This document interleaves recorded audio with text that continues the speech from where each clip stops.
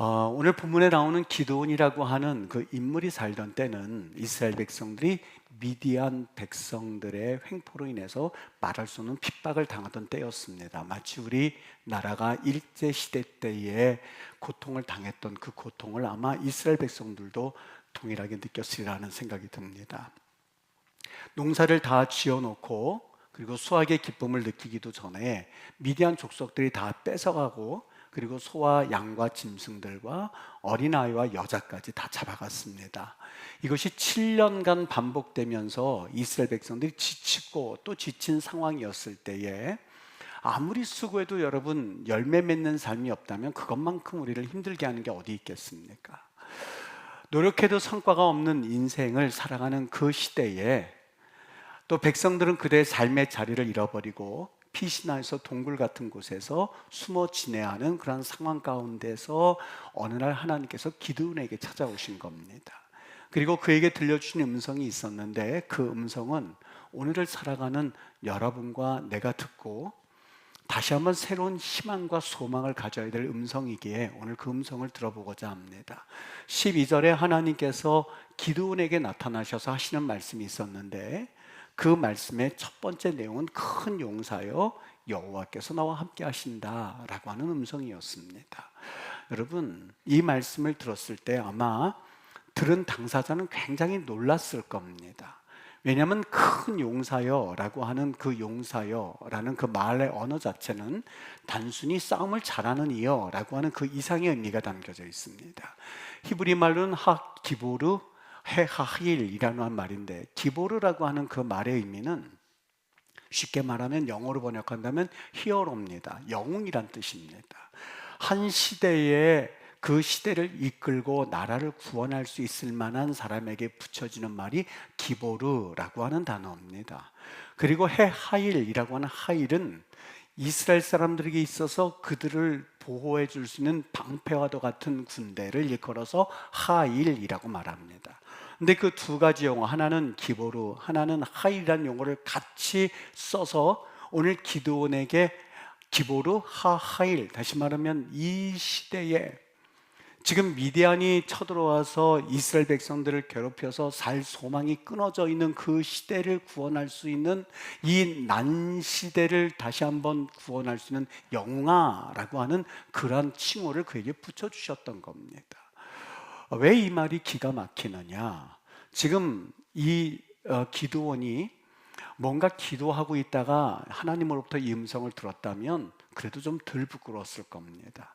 근데 하나님이 찾아오셨는데 어떨 때 찾아오셨느냐? 그가 밀을 타작하고 있었는데 자기 집에 있는 포도주 틀에서 타작할 때 하나님이 찾아오셔서 이 시대를 구원하는 영웅아라고 이름을 불러주신 거예요. 여러분, 조금 아까 말씀드렸죠.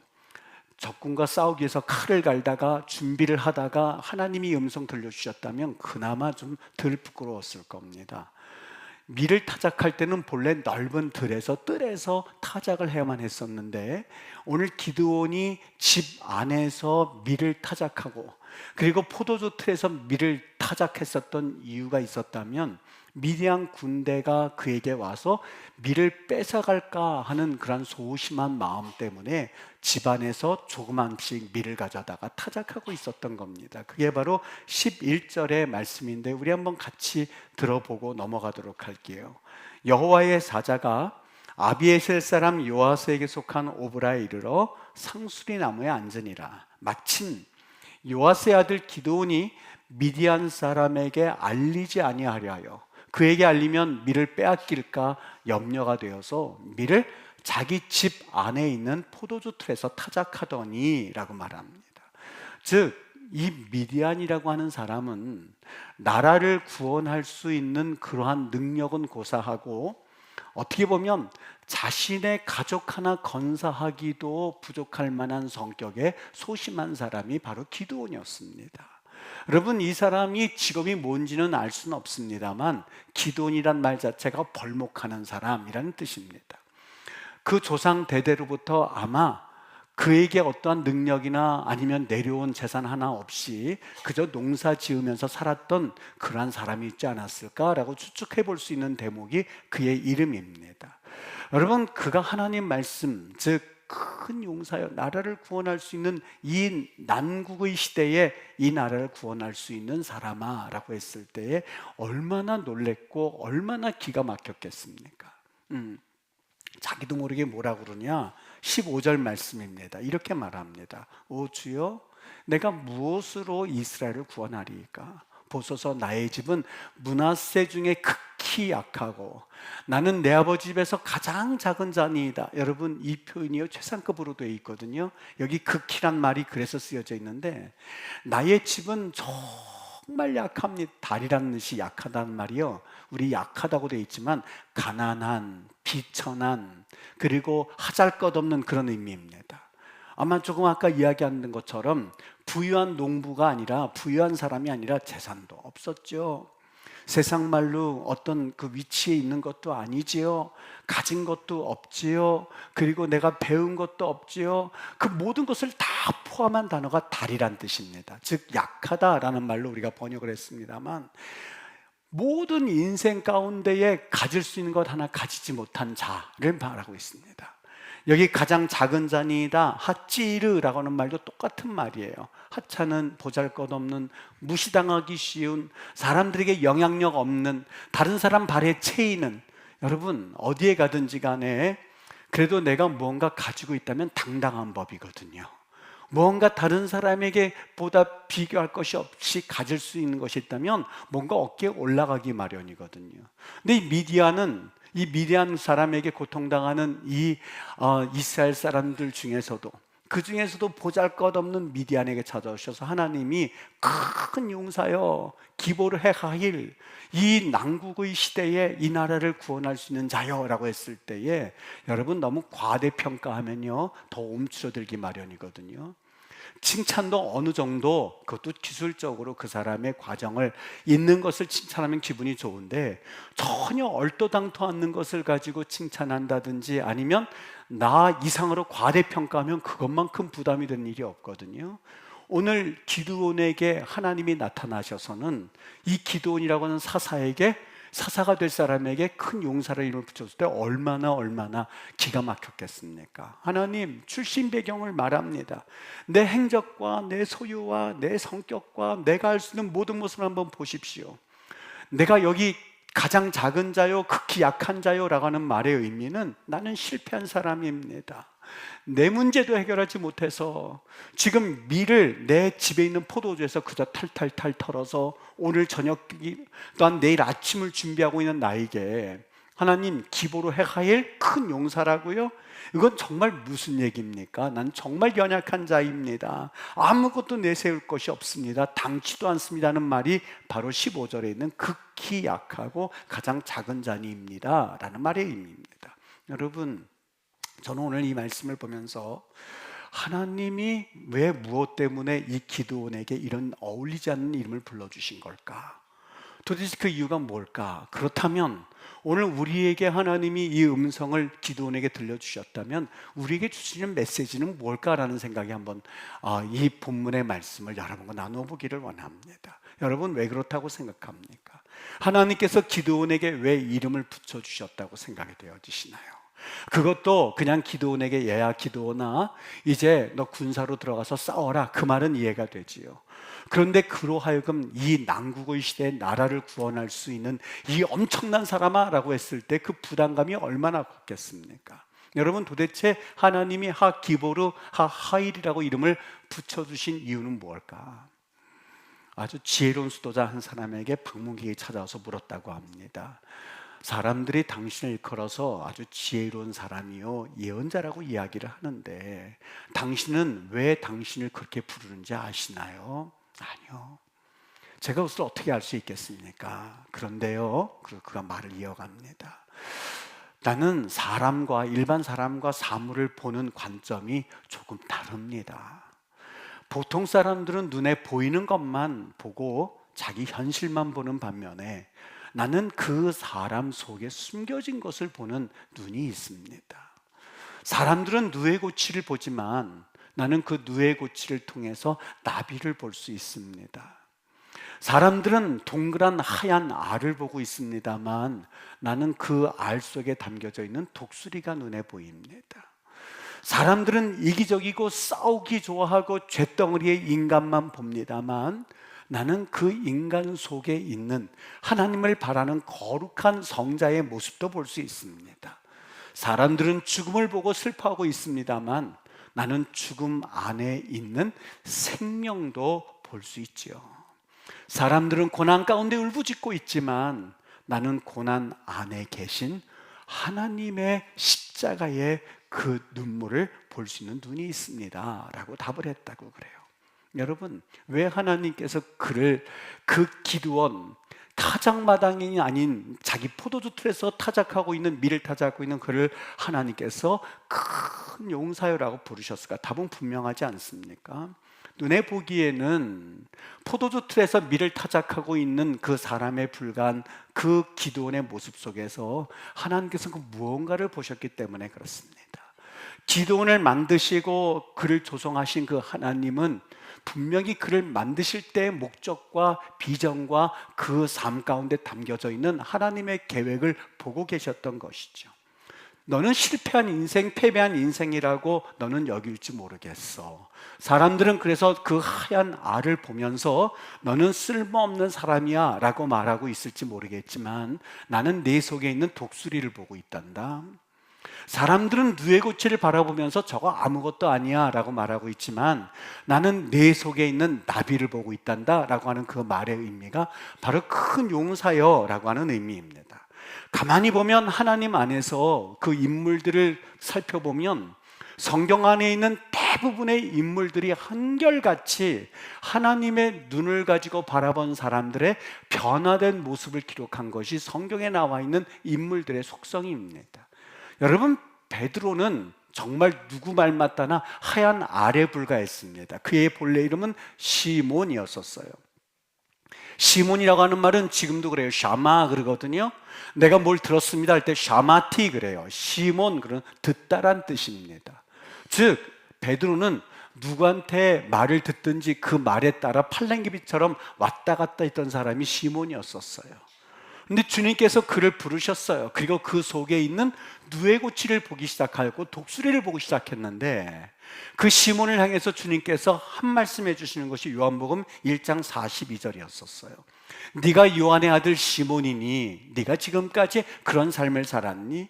패배자의 인생을 살고 낭망하는 인생을 살았고 좌절하는 인생을 살았고 무시당하는 인생을 살았고 영향력 없는 삶을 살았고 하나님 없이 사는 쇳덩어리의 삶을 살았니? 내가 이제 너를 장차 게바라 하시니라. 게바를 번역하면 베드로라. 여러분, 게바의 뜻은 바로 이 바위란 뜻입니다. 다시 말하면 이 바위 페트로스를 헬라어로 번역한 것이 바로 페트로스, 베드로란 뜻인데 네가 지금까지는 사람 말에 의해서 왔다 갔다 하는 그런 영향력 없는 촐싹거리는 사람에 불과했지만 나는 내 안에 있는 누에고치를 바라보기 시작하고 내 안에 있는 독수리를 바라보기 시작했는데 네 안에는 바위가 있단다. 움직이지 않고 그리고 끝까지 사명을 감당할 수 있는 거룩한 모습이 있는데 내가 너를 장차 개발할 거야 라는 말의 의미가 그를 바꾸어준 말이 바로 하나님께서 그에게 주셨던 말씀이었었던 거예요. 여러분, 이 말씀이 얼마나 우리에게 용기가 되고 힘이 되는지 모릅니다. 사람들은 말해요. 그것이 어떻게 가능하겠습니까? 그 하나님께서 그렇게 하긴 하시는데 그것이 어떻게 가능한 일, 우리의 능력이 없지 않습니까? 맞아요. 여러분과 나의 본래 모습은 에노시예요. 그걸 일컬어 성경은 인간이라고 말했는데 깨지기 쉽고 흔들리기 쉽고 그리고 사실상 우리에게 능력이라는 것은 있을 수가 없습니다. 정말 연약한 존재, 그래서 성경에서는 에노시라고 우리 인간을 그렇게 번역해 놓았어요. 여러분, 이 그릇을 내가 여기에서 던지면 깨질까요? 그대로 있을까요? 여러분, 이거 깨지기 쉽습니다. 그냥 던지면 그냥 깨집니다. 여러분, 이것을 일컬어서 에노시라고 표현하고 있어요. 이게 여러분과 나의 모습이에요.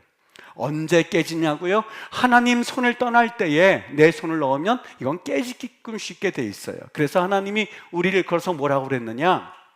우리를 하나님의 형상을 따라서 지음받았다고 그랬어요. 그 말의 무슨 뭐냐? 형상이라고 하는 것은 여러분 사진을 볼 때에 사진을 보면서 이 사진을 보면서 그 사람을 떠올리죠. 이게 형상입니다. 즉 우리로 분명히 발견하기를 원한다면 하나님을 볼 때 비로소 저게 내 모습이구나, 하나님이 우리를 볼 때 사람들이 저 모습이 하나님의 모습이구나 하는 상관관계가 있는 것이 형상이란 말의 의미입니다. 즉 여러분들 혼자 스스로는 인간의 모습, 이성훈의 모습, 여러분의 이름들의 모습을 절대 발견할 수가 없어요. 이성훈이라는 이름 앞에 여러분의 이름을 넣으십시오. 김아무개 집사는 여러분 스스로는 절대 누구인지 알 수가 없어요. 어떻게 알 수가 있느냐? 하나님의 형상이기 때문에 하나님을 바라보면서 우리가 이런 형상으로 만들어졌구나 하는 것을 배울 수가 있다는 거예요. 다시 말하면 오늘 6장 12절 다시 한번 읽어보도록 할게요. 우리 국어 성경에는 어떻게 돼 있느냐? 이렇게 돼 있어요. 여호와의 사자가 기드온에게 나타나 이르되 큰 용사여, 보세요, 큰 용사여 여호와께서 너와 함께 하시도. 지금 나타나셔서 그러시는 거예요. 기드온을 향해서 큰 용사여, 기뻐로 해하일 나라를 구할 영웅아, 여호와께서 너와 함께 하시도다, 이렇게 돼 있어요. 근데 본래 히브리 성경에는 어떻게 돼 있냐면 이게 바뀌어져 있어요. 어떻게 돼 있냐?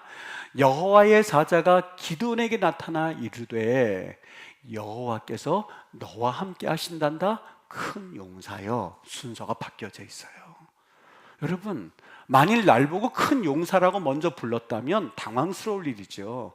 근데 하나님께서 기드온에게 나타나서 뭐라고 그러시냐? 내가 너와 함께 할게. 그때서야 비로소 너는 큰 용사의 일을 감당할 수가 있단다. 내가 너를 개발하리라 라고 돼 있지 않고 거기 뭐라고 돼 있어요? 요한복음 1장 42절에 보면 내가 너를 장차라고 돼 있어요. 지금은 시몬이 맞아, 지금은 능력 없는 게 맞아, 지금은 기드온이라는 게 맞아. 그러나 내가 너와 함께 하면 너는 기드온이 아니라 큰 용사가 될 거야. 지금은 너 시몬이 맞아. 그러나 내가 너와 함께하면 장차, 지금 말고 하나님의 성령이 임하고, 그리고 성령의 능력을 경험하고, 그리고 베드로와 요한이 내게 있는 것 주노니 곧 나사렛 예수의 이름이 들어가게 되면 너는 장차 개바가 될 거야, 베드로가 될 거야, 그럼 반석이 될 거야, 흔들리지 않을 거야 라는 말씀을 주고 계셨던 거예요. 여러분, 뭘 말씀하고 있어요? 하나님께서 그냥 용사라고 부르신 것이 아니라 기도하면, 그냥 부르신 것이 아니라 하나님의 능력을 경험하면, 그냥 부르신 것이 아니라 우리 주님을 바라보게 되면, 그 주님을 발견하게 되면, 능력을 경험하게 되면 우리에게 진정으로 큰 용사라는 이름을 주시겠다라고 기드온에게 약속하셨던 거예요. 그래서 사도 바울이요, 과거에는 나는 히브리인 중에 히브리인이요, 나는 유대인 중에 유대인이요, 바리새파 중에 유대인이요 라고 자신의 출신을 자랑했습니다만, 그가 예수 그리스도를 예수 믿는 자들을 죽이기 위해서 달려갈 때 예수님을 만난 이후로부터는 그가 입버릇처럼 하는 얘기가 있습니다. 엔 크리스토스, 예수 안에서, 예수 안에서, 예수 안에서, 예수 안에서. 빌립보서 4장 13절 말씀, 내가 모든 일을 할 수 있느니라. 우리가 이 말씀을 참 좋아합니다만 그 말씀의 진정한 강조점은 어디 있느냐? 내가 모든 일을 할 수 있느니라가 아니라 그 앞에 말씀이요, 내게 능력 주시는 자, in Christ. 내가 예수 안에서 주님께서 능력 주시는 한 모든 것을 할 수 있다는 고백이 그에게 삶의 고백이 되게 한 거예요. 여러분, 제가 한 가지 오늘 이 기도원을 보면서 좀 감동 있는 이야기를 같이 하나 하고선 오늘 말씀을 다시 한번 묵상해 보고자 합니다. 이 자매의 이름은 카디자 윌리엄스라고 하는 자매입니다. 노숙자예요. 우리 사진 한번 1번, 2번 보여주셨으면 좋겠는 게, 저 자매 흑인 자매거든요. 저기 이름이 카디자 윌리엄스라고 되어 있죠. 91년생 자매예요. 어떤 자매냐, 그 다음 넘겨주시면, 지금 저 어머니, 좌측에 있는 사람이 어머니고 우측에 있는 아이가 카디즈 윌리엄스라고 하는 오늘 말씀하고자 하는 자매 이름이에요. 흑인 아이인데 14살 때 저 어머니가 카디지 윌리엄스를 낳은 거예요. 둘이 자매 같지만 딸이에요. 그리고 그냥 저기 이 노숙자처럼 이 거지로 태어나서 그냥 이 뭐라 그러죠? 거지가 아니고 홈리스요. 뭐라 그러죠? 노숙자. 노숙자로 지금 저렇게 태어나서 있는 거예요. 저걸 누가 찍은 거예요. 됐어요. 여러분, 이 아이에게 얘야 너는 영웅이야 라고 말하면 그 말씀이 확 다가올 사람이 어디 있겠어요? 놀리는 말인가? 그 14살 때 출산, 그러니까 14살 때 이 아이를 낳아서 이 아이의 주소는 어디냐? 뉴욕 거리예요. 길거리에 버려졌던 거예요. 차가운 길바닥과 냄새나는 그 골목이 그녀의 쉼터가 되었던 거죠. 그래서 그녀의 이름은 처음에는 그냥 노숙자가 이름이었었다고 합니다. 사람들이 이 카디자 윌리엄스 그 자매에게, 아이에게 이렇게 항상 말했다고 그래요. 노숙자인 저에게 대학은 꿈도 꾸지 말라고 항상 사람들이 말했습니다. 나는 그래도 꿈을 가지고 대학을 진학하고 싶습니다 말할 때마다 주변 사람들은 조롱하면서 그 꿈은 절대 일어나지도 않을 거라고 항상 저에게 말을 해줬습니다. 가진 것 없는 제가 남들과 같아지기 위해서 한 권의 책을 더 읽고 한 번 더 생각하는 방법을 저는 택하기 시작했습니다. 노숙자들이 모여있는 텐트촌에서 우리 엄마와 저는 위험한 시선을 참아내면서 필사적으로 학교를 어머니가 보내주셔서 다니기 시작했습니다.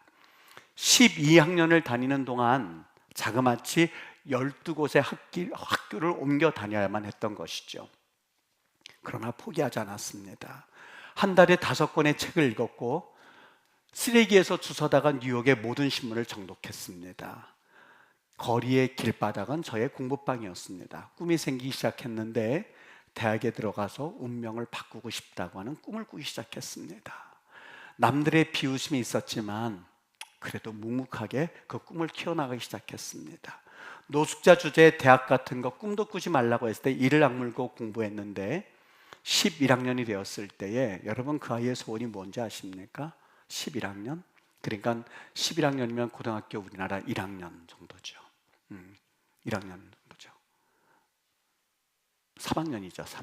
3학년 정도였죠. 어머니께 이런 부탁을 했더랍니다. 여러분 고등학교 3학년이면 아마 부탁이 여러 가지 있지 않았겠습니까? 근데 자기 엄마에게 이사를 하더라도 학교는 옮기지 않도록 해주세요. 대학에 가려면 저에 대해서 잘 알고 있는 선생님의 추천서가 필요하기 때문에 그래요. 노숙자 텐트촌에서 4시에 일어나서 새벽 4시에 일어나서 밤 11시가 되어야 집으로 텐트촌으로 들어갔습니다. 공부해 있기 때문에. 여러분 그 아이의 공부 장소가 어딘지 아십니까? 한번 좀 보여주실래요? 네, 저게 그 아이가 공부하는 공부방입니다. 차가 휙 지나고 있는데 왜 길거리에서 공부했냐? 저기에서만큼은 자기를 아무도 건드리지가 않기 때문에 저기 앉아서 새벽 4시부터 학교에 갔다가 저곳에 와서 공부하고 밤 11시가 되면 그런 거예요. 저 노숙자를 아무도 건들지는 않는 저 장소가 그녀에게는 배움의 장소였고 공부의 장소였던 거예요. 복지단체들이 장학금으로 저를 도와주기 시작했고 저를 사회단체에서 지켜봐 주었습니다. 됐어요. 절 믿는 사람들이 생겨나기 시작했는데 내 인생과 운명을 바꾸기 위한 일이 드디어 일어났습니다. 20개 대학으로부터 합격 통지서를 받았는데 브라운 대학, 컬럼비아 대학, 하버드 대학을 비롯하여서 최고의 명문 대학교들 20개 대학으로 합격 통지서를 받은 거예요. 제 이름은 카디자 윌리엄스입니다. 여러분 한번 그 사진 지금 현재 모습 한번 볼까요? 저 사람이, 저 자매가 하버드 대학교 졸업장을 들고 지금 찍은 사진이거든요. 4년 장학생으로 하버드 대학교를 졸업합니다. 사람들이 더 이상 저를 노숙자라고 부르지 않습니다. 남들이 노숙자니까 너는 이렇게 살아야 돼라는 말을 더 이상 하지를 않습니다. 또 한번 다음 사진 한번 보여주시죠. 네, 학교 다니는 모습 저렇게 찍어서 그 인터넷에 올려놨어요. 됐어요. 여러분 어떻습니까? 저 자매의 모습을 보면서 참 놀랍다. 여러분, 진정 믿음이라는 것은 단순히 우리가 간단하게 생각하는 것을, 그러니까 우리의 삶 가운데서 그저 종교 행위를 가지고 믿음이라고 생각하지 않습니다. 여러분, 진정으로 하나님을 믿고 바라보고 있으면서도 불구하고, 하나님이 나를 큰 용사로 불러주셨음에도 불구하고, 그 용사라고 생각하는 말보다는 나는 그저 기드온, 그저 농사꾼, 실패한 자의 삶이야 라고 생각한다면 그것이 바로 불신앙입니다. 우리 인생 가운데서 어쩌면 우리는 실패한 아빠이고, 실패한 남편들이고, 실패한 엄마일 수 있습니다. 신앙적으로 볼 때 우리는 실패한 크리스찬일 수 있습니다. 우리가 할 수 있는 일이 별로 없어요.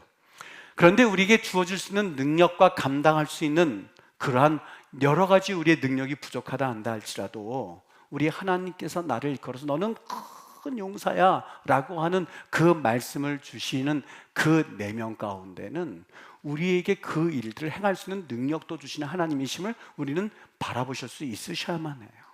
하나님이 내 안에서 독수리를 발견하시는데 나는 그 하얀 아래 불가에라고 한다면, 여러분, 그것만큼 불신앙이 어디 있겠습니까?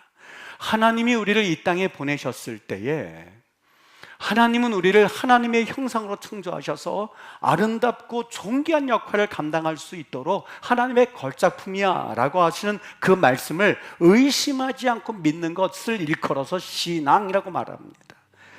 아브라함도 그것을 처음에는 믿질 못했어요. 내가 너로 큰 민족을 이룰게. 지금 내가 나이가 99세입니다.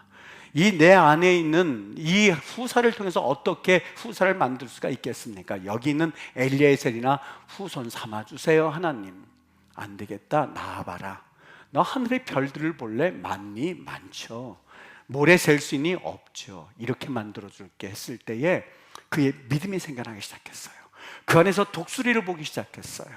그 안에서 새로운 하나님의 나비를 보기 시작했어요. 그게 바로 믿음이에요. 여러분, 믿음이라고 하는 것은 추상적이지가 않아요. 삶이에요.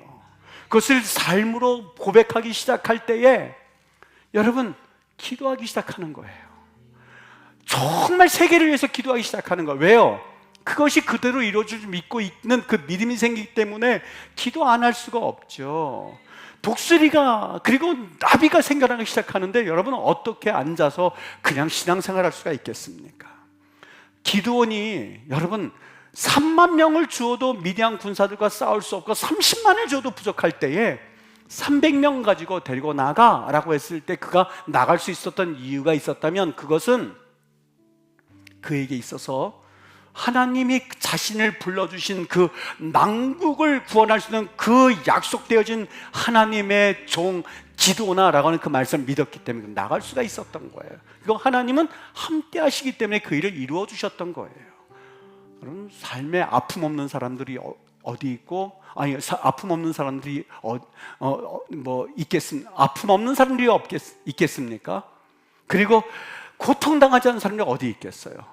나는 환경이 이래, 이런 사람들이 여러분, 그렇게 말할 수 없는 사람들이 어디 있겠습니까? 다 사정이 있죠. 애로점이 왜 없겠어요? 나만 지금 여러 가지 집에서 받은 것이 없고, 나만 물려받은 것이 없고, 나는 이렇게 연약하다고요? 아니요, 그렇지 않아요. 모든 공평하신 하나님께서는 우리에게 동일하게, 우리에게 큰 용사라고 불러주신 것은 우리를 구원의 하나님으로 우리를 보게 하셨고, 우리를 이 땅 가운데서 하나님의 자녀 삼아주신 그 은혜가 있어요. 분명히 말하지 않습니까? 내게 능력 주시는 자 안에서, 나를 기보로 해 하이라고 불러주신 그 하나님 안에서 라고 하는 그 믿음이 있다면, 이제는 하나님을 믿고, 그리고 하나님을 바라보면서 한 걸음 한 걸음 진행하는 그 은혜 안에 사셔야만 해요. 여러분, 이게 바로 믿음이에요. 우리를 찾아오셔서 말씀해 주시고 우리의 가치를 인정해 주신 그 하나님 앞에 무한한 가능성을 가지고 우리를 바라보실 때, 하나님, 내가 그 사실을 믿습니다 라고 했을 때 하나님이 이것을 그의 의로 여기시고 아브라함을 믿음의 조상으로 세우셨던 것처럼, 여러분, 기도는 왜 안 하는지 아십니까? 시간이 없어서가 아니라니까는요. 피곤해서가 아니라니까는요. 물속에 들어가 있는데, 여러분, 피곤하다고 그냥 물속에 있겠습니까? 아무리 피곤하고 아무리 내가 지금 힘이 들어 발에 바위가 달려있도록 숨 쉬기 위해서 올라오지 않겠습니까? 그 바깥에 대고 푸 하고 숨 쉬면 사는 것을 알고 있기 때문에.